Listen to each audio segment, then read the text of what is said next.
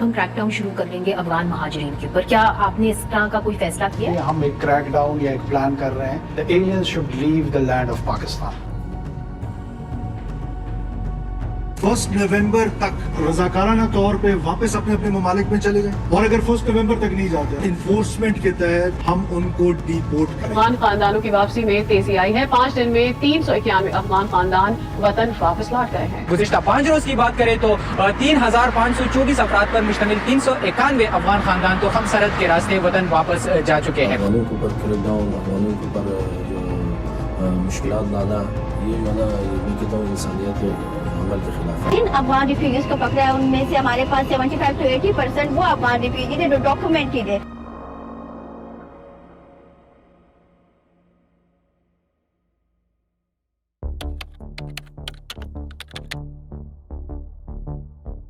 So in 2021, the Taliban take over Afghanistan.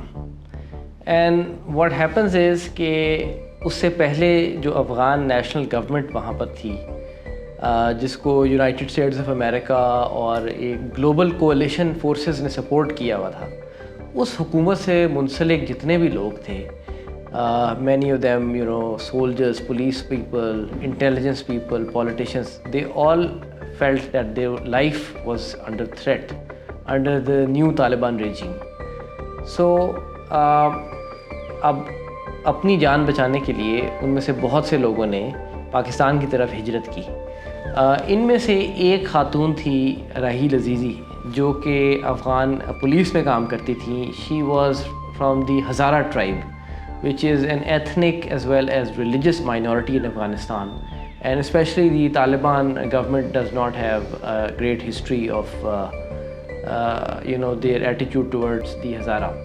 So she felt as a former soldier, as a Hazara woman, that her life was in danger. She fled to Pakistan.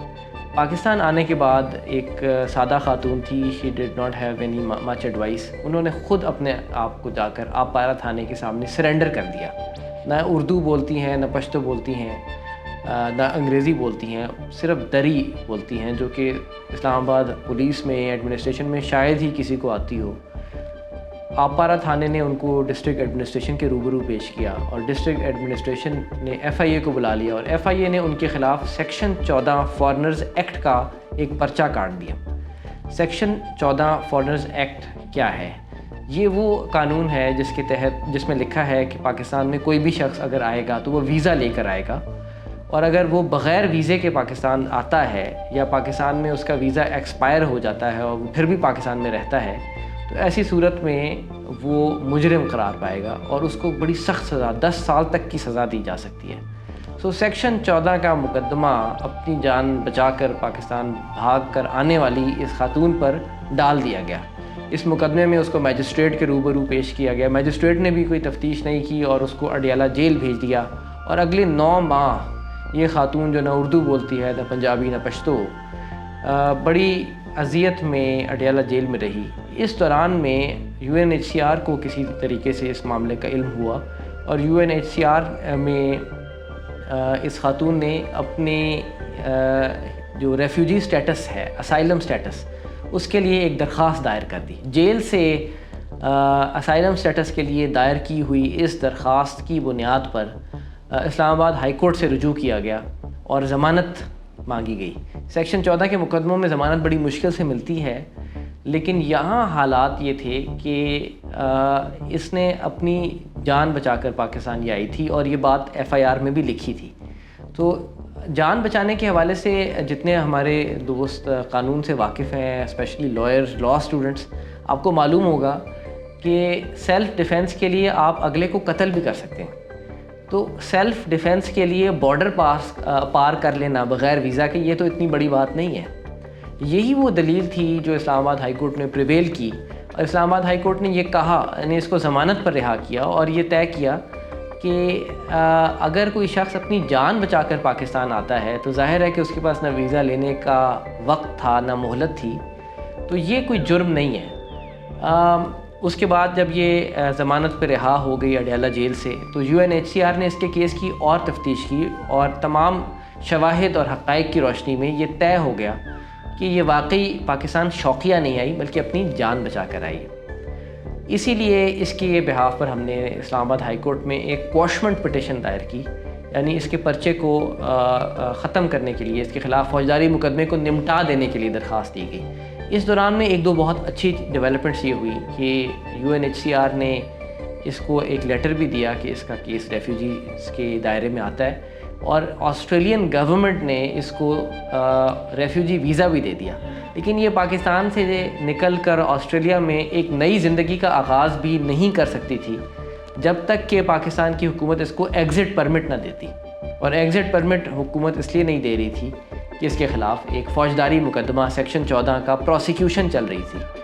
اس لیے ہم نے جب اسلام آباد high court سے کواشمنٹ کے لیے رجوع کیا تو اسلام آباد ہائی کورٹ نے اس مرحلے پر دوبارہ ہمیں ریلیف دیا اور اس کو باعزت بری کیا۔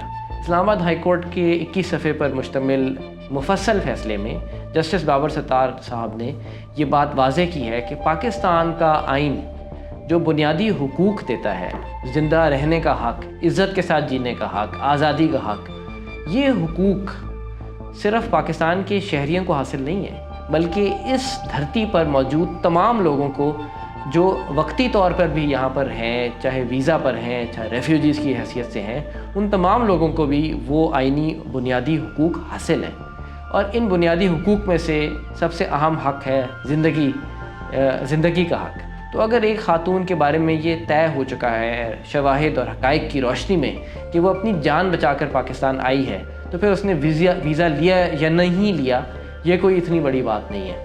سیکشن 14 جس کا سہارا حکومت نے پروسیکیوشن میں لیا، اس کے اپنے الفاظ بھی یہی ہیں کہ پاکستان میں اللیگل امیگرنٹ وہ شخص ہے جس نے نوئنگلی اللیگل یہ حرکت کی، یعنی اس نے جانتے بوجھتے ہوئے ایک کرمنل انٹینشن کے ساتھ پاکستان وہ آیا۔ اگر کوئی شخص نیک نیتی سے اپنی جان بچانے کے لیے یا ناگزیر حالات کی وجہ سے پاکستان آتا ہے تو اس کے اوپر سیکشن 14 کا اطلاق نہیں ہو سکتا۔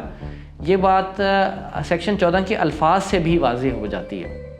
تو اسلام آباد ہائی کورٹ نے سیکشن 14 کے الفاظ کو دیکھتے ہوئے اور ہمارے اسلامی جمہوریہ پاکستان کے دستور کانسٹیٹیوشن آف 1973 کی اسپرٹ کو دیکھتے ہوئے اس خاتون کو ریلیز کر دیا۔ اسائلم کا قانون پاکستان میں کیا ہے؟ یہ سوال اکثر لوگ پوچھتے ہیں۔ اسائلم کے حوالے سے پاکستان میں کوئی اسٹیچوٹری لا یا پارلیمنٹ کا بنایا ہوا قانون ایز سچ نہیں ہے، لیکن اس کا یہ مطلب نہیں ہے کہ پاکستان میں رائٹ ٹو اسائلم ایگزسٹ ہی نہیں کرتا۔ پاکستان کے آئین میں جو فنڈامنٹل رائٹس دیے گئے ہیں، ان رائٹس کی کرولری جس کو ہم کہیں گے، یعنی انہی حقوق میں سے ایک حق یہ ہے کہ اگر کوئی شخص اپنی جان بچا کر یا ناگزیر حالات کی وجہ سے پاکستان میں آتا ہے تو اس کو پاکستان سے واپس ملک بدر نہیں کیا جا سکتا، اس کو ایسے ملک میں نہیں بھیجا جا سکتا جہاں اس کی جان کو، مال کو، عزت و آبرو کو خطرہ ہو۔ تو ایز سچ پاکستان میں کانسٹیٹیوشنل رائٹ ٹو اسائلم موجود ہے، اور اس رائٹ کی جو ری ایٹریشن ہے، اس کو صحیح معنی میں تسلیم اور ایلیبریٹ کیا ہے اسلام آباد ہائی کورٹ نے اپنے حالیہ فیصلے میں، جسے جسٹس بابر ستار صاحب نے تحریر کیا ہے۔ پاکستان میں بہت بڑی تعداد میں مہاجرین ہیں، اور ایک پاکستانی شہری کی حیثیت سے مجھے اپنے ملک پر، اپنی قوم پر بڑا فخر ہے کہ اس غریب ملک اور اس غریب قوم نے جتنے لاکھوں بلکہ ملینز مہاجرین کو پناہ دی ہے، دنیا کے امیر ترین ممالک نے بھی اتنے لوگوں کو اکوموڈیٹ نہیں کیا۔ تو ہمارے ہاں مہاجرین کے حوالے سے کچھ قانون میں بھی سکم موجود ہیں، کچھ کمزوریاں بھی ہیں، کچھ زیادتیاں بھی ہوئی ہیں، اور ہم ان زیادتیوں پر عدالت سے رجوع بھی کرتے ہیں اور کرتے رہیں گے۔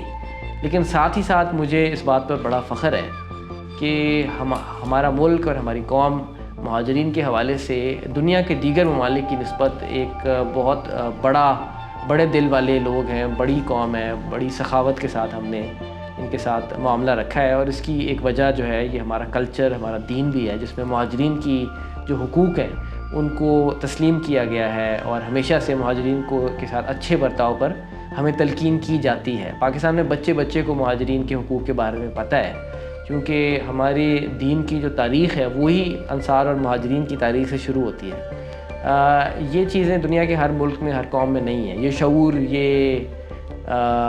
جو سخاوت ہے یہ ہر قوم میں نہیں ہوتی. نگران حکومت نے حال ہی میں افغان مہاجرین کے خلاف ایک بہت بڑے آپریشن کا آغاز کر دیا ہے. ایپیکس کمیٹی کے نام سے کوئی ادارہ ہے جس نے ایک پالیسی بنا دی ہے کہ ہم ان کو ڈیپورٹ کر دیں گے. یہ فیصلہ بالکل غیر آئینی اور غیر انسانی ہے. غیر آئینی میں اس لیے کہہ رہا ہوں کیونکہ ایک نگران عبوری حکومت کا یہ مینڈیٹ ہی نہیں ہے کہ وہ پاکستان کی 30-40 سال پرانی پالیسی کو یکسر بدل دے. 30-40 سال سے پاکستان کی حکومت کی یہ پالیسی رہی ہے کہ اس نے افغان مہاجرین کو پناہ دی ہے, ان کے حقوق کو تسلیم کیا ہے. 2017 میں پاکستان کی الیکٹڈ منتخب حکومت نے کیبنٹ میں ایک فیصلہ کیا کہ ان مہاجرین کو فی الحال پاکستان سے بے دخل نہیں کیا جائے گا. 2023 کے جون میں شہباز شریف صاحب کی حکومت کے دوران منسٹری آف سیفران کا ایک نوٹیفیکیشن ہے جو میں آپ کو دکھا سکتا ہوں, جس میں انہوں نے یہ بات کہی کہ فی الحال مہاجرین کی واپسی کا معاملہ کیبنٹ کے روبرو ابھی زیر سماعت ہے, ہم اس پہ کوئی فیصلہ کریں گے, لیکن جب تک حکومت وقت اس کا کوئی فیصلہ نہیں کرتی تمام پولیس کے اداروں کو لیٹر لکھا گیا کہ آپ ان مہاجرین کو تنگ نہ کریں, ان کو جبراً واپس افغانستان نہ بھیجیں. تو اس کے بعد اچانک سے نگران حکومت آ گئی. نگران حکومت کا مینڈیٹ صرف اتنا ہے کہ وہ الیکشنز کروا سکتی ہے. اس کا یہ مینڈیٹ ہی نہیں ہے کہ وہ ریفیوجی پالیسی کے اندر کوئی یکسر تبدیلی پیدا کر دے. اس لیے اس وقت جو حکومت کر رہی ہے یہ نہ صرف یہ کہ ہیومن رائٹس کے اگینسٹ ہے بلکہ پاکستان کے بیسک کانسٹیٹیوشنل لاء کے اگینسٹ ہے, جو نگران حکومت کو, جو ایک غیر منتخب حکومت ہے, یہ مینڈیٹ ہی نہیں دیتی کہ وہ اس قسم کا کوئی بڑا اقدام اٹھا سکیں.